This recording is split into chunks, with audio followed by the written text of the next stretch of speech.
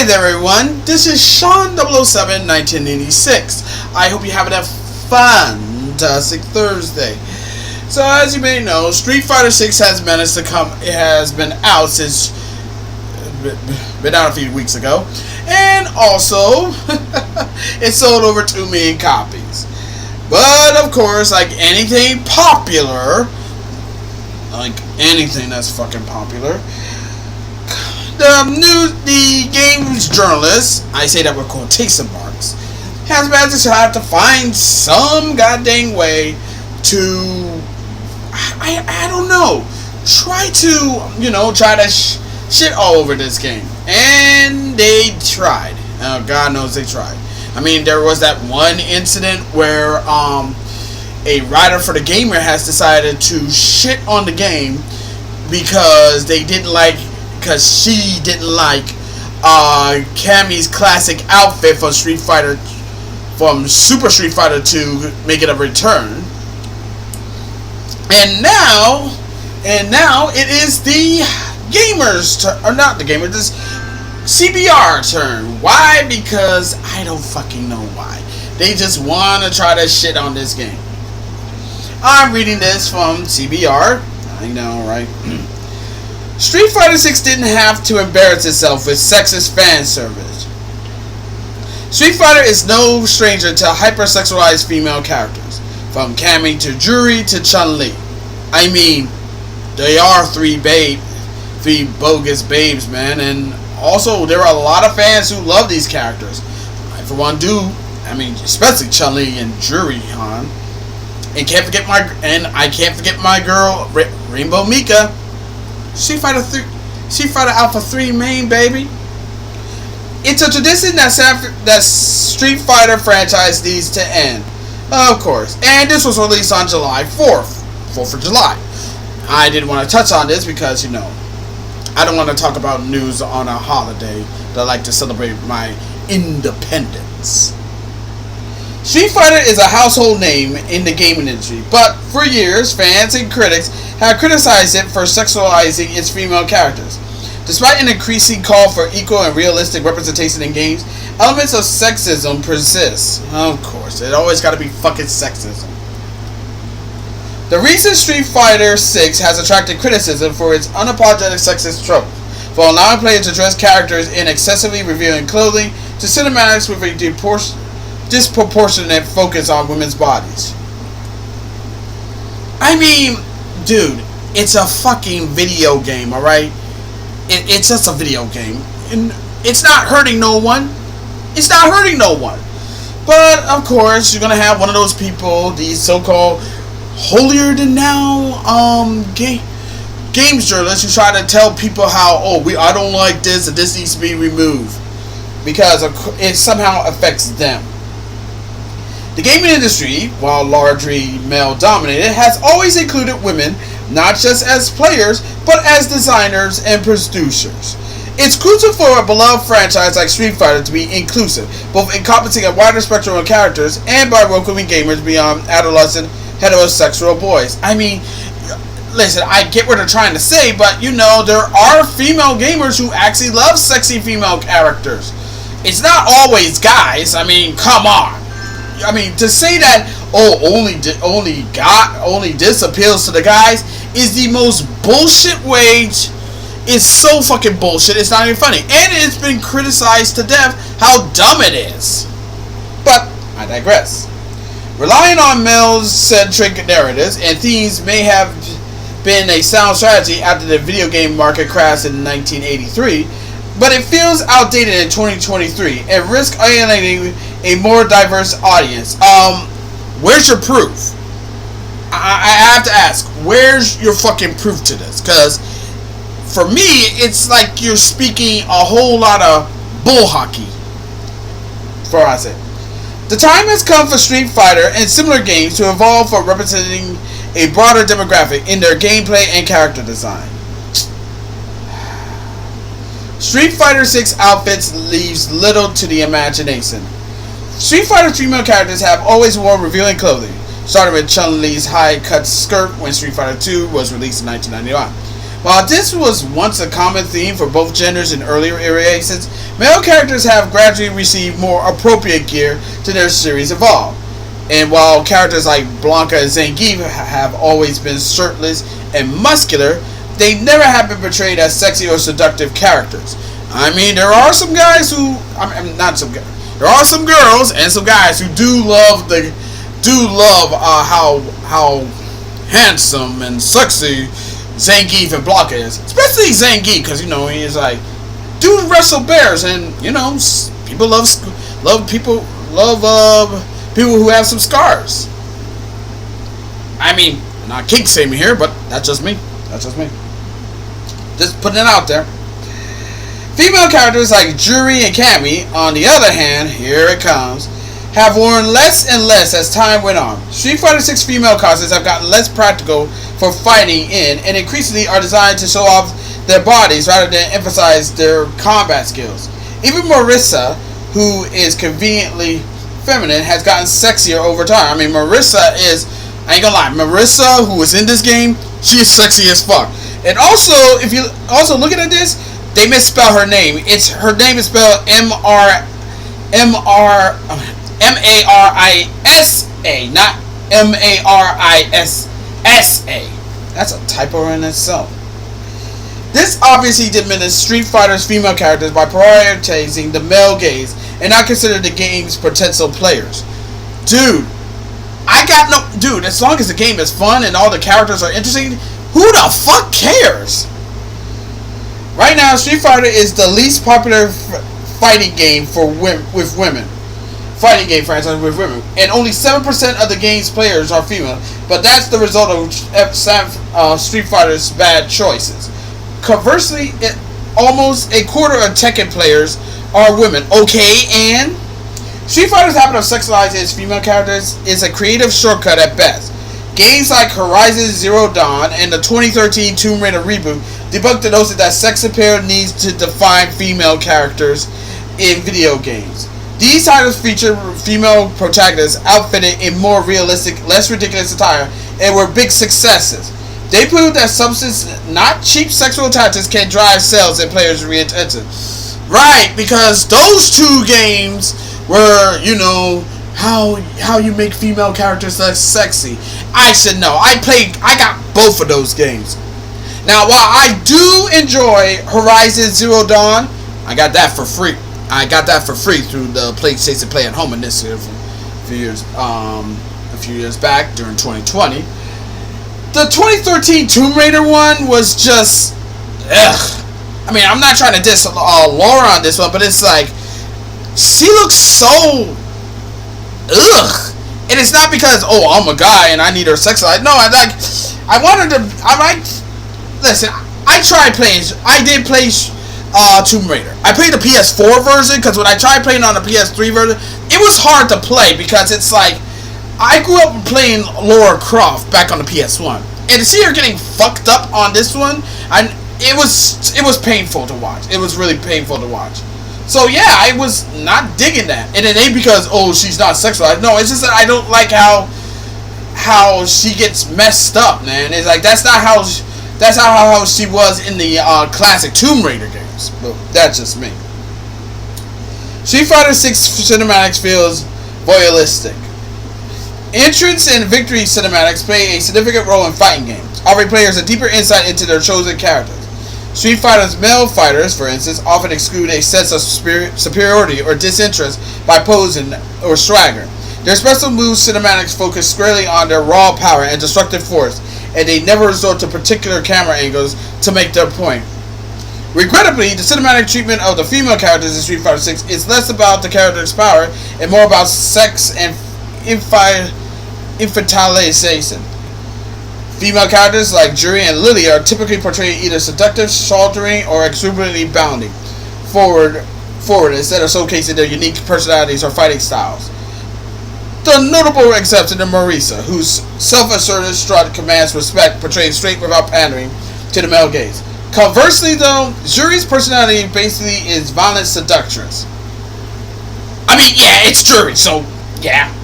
And it's clearly pandering to the demographic that is uncomfortable with complex female characters. She was a cool character, man. Street Fighter's sexualization of female characters continues within its gameplay, with plenty of moves offering a voyeuristic peek under the female fighter skirt. Newcomer Lily, for example, has a special move that involves her soaring through the air and exposing her shorts, accumulating in a needless provocative pose. Likewise, several Juri's moves are also unnecessarily sexualized, contrasting starkly with her abstaining fierce persona. Oh, fuck me. While there is an audience for overly sexualized content, resorting to this kind of representation is a tired, uninspired tactic. Only to you. Games like Tekken have shown that female characters can be integral into fighting games by resorting to gradual sexualization. Street Fighter 6 could benefit from their lessons by expanding their lineup of female characters to more strong women like Marisa, or at least less fetishized costumes for longtime favorites like Chun-Li. Women are defined by more than their femininity, and Street Fighter has given plenty of its male characters complex personalities. Just giving Street Fighter's women nuanced personalities will go a long way towards overcoming these issues. In essence, the Street Fighter franchise isn't dead or alive. It's a vibrant and exhilarating franchise that doesn't need to rely on fan service and the male gaze to maintain its appeal. By clinging to outdated character designs or personalities, the franchise risks alienating and losing its increasingly mature player base. However, there is a glimmer of hope. Street Fighter 6 roster emphasized diversity, especially when compared to previous titles. Some of Street Fighter's creators may be listening and improving the franchise in a more progressive direction. What? What are you talking? I mean, oh my fucking god. This was a long ass thing to read. I mean, it's like, wow. It's just a fucking fighting game, people. I mean, it's not Mozart, for fuck's sake. And besides, yeah, you know, it's like basically what the writer Kristen is trying to do is like she wants Street Fighter 6, which is way popular right now, to have a censor patch similar to how the new devs for Skullgirls Second Encore did. Yes, the new devs for Skullgirls Second Encore released an uncensored new patch to censor most of the game, and look how well that's looking. It's not looking really good, to be perfectly honest. And besides, no one had a problem with this game. It's always, I swear to God, it's like I think that's the part that people hate. They hate these game journalists who are nothing more than holier than thou, virtue signaling assholes who only cares about, we care about these characters and I'm here to fight it. It's like, no, you don't. You just want to be a fucking buzzkill to anything that's fucking popular. And besides, it's like you acting like, only guys who only play the games, only play female characters because of their sexuality. No, most of the players who play characters like Chun-Li, Cammy, Drihan, that's their long-time mains. And this is coming from a person who's a Chun-Li fighter, who's a Chun-Li main. I made Chun-Li since Street Fighter fucking 2. I didn't pick her because when she does a high kick I can look up her skirt. No, I picked her because she was a cool character. I mean that's a bunch of malarkey if you ask me. And it's coming rich how game journalists like to shame gamers who wants to play games like this. But yet they get so excited for the upcoming Baldur's Gate 3, where you have a romance option where you have sex with a fucking bear. No, seriously, I wish I was dead serious. No. I wish I was fucking dead serious. There's an option in the fucking game where you have sex with a druid who shapeshifts into a fucking bear in the upcoming Baldur's Gate 3. Can you explain that shit? Cause I fucking can. But But yet, for some reason, they figure that's okay. But a beloved franchise, a new entry to the beloved franchise that has women who are sexy as hell is somehow wrong because it's like, oh, it's just outdated and shit. Apparently, most of these so-called virtue signaling assholes don't realize that sex sells in the entertainment business, and also people use sex appeal to, you know, get people to buy their fucking products. I mean, I'm not even upset. I'm not even gonna lose sleep over this. But I just feel like it's kind of stupid how every time when a game like this comes out, you got game journalists have to find some way to shit on this game to act like they're holier than fucking thou. Yeah, try to shit on this fucking game, but yet you're all uppity, but yet you fall in love with goddamn bullshit about, you know, bears about a game, upcoming RPG game where you have sex with a fucking bear. Get the fuck out of here with that bullshit. Like I said, this isn't about, you know, oh, we care about women's rights and we care about female gamers. No, this is just another fucking pathetic attempt by these so-called games journalists trying to shit on the game. It's because they want to act like, oh, they need to read this.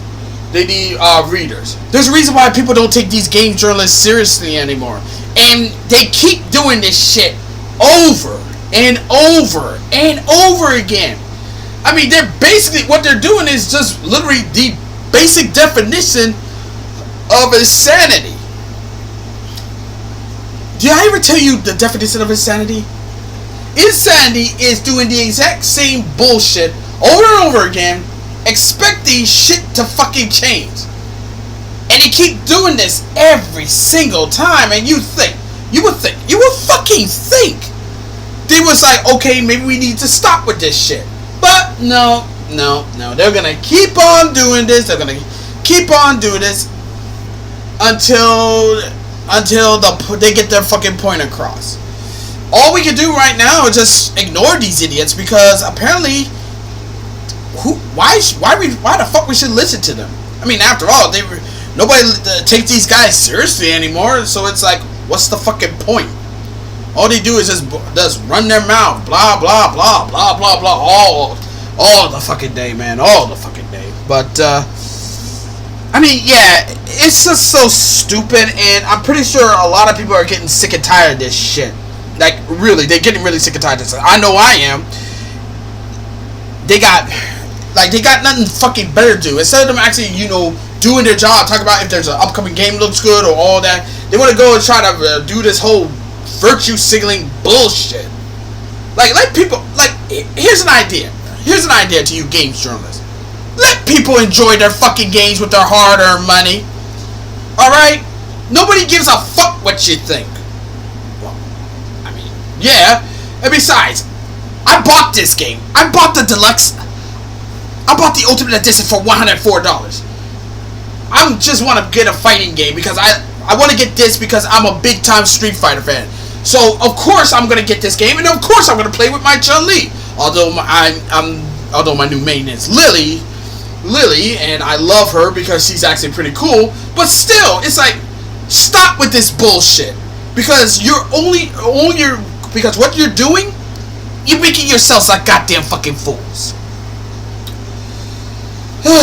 Man, I swear, you can't reason with these motherfuckers. I mean, you just fucking can't. You really fucking can't. But that's all I have to say for now. But seriously, just stop.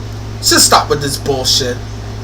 No one has a fucking problem with fan service. The only people who have a problem with it is you Puritans. You virtue signaling Puritans.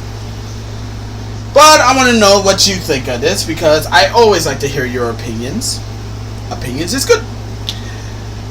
So, be sure to leave a comment, like this video, subscribe to this channel, click the notification bell so you don't miss an update, share with friends, share with your neighbors, share with others, and that's about it. Until next time, this is Sean This is Sean 007 1986 signing off. Thank you for watching this video. It really means a lot. And I'll see you in the next one. Catch you later. Peace. Fucking Christ, man. Fucking Christ.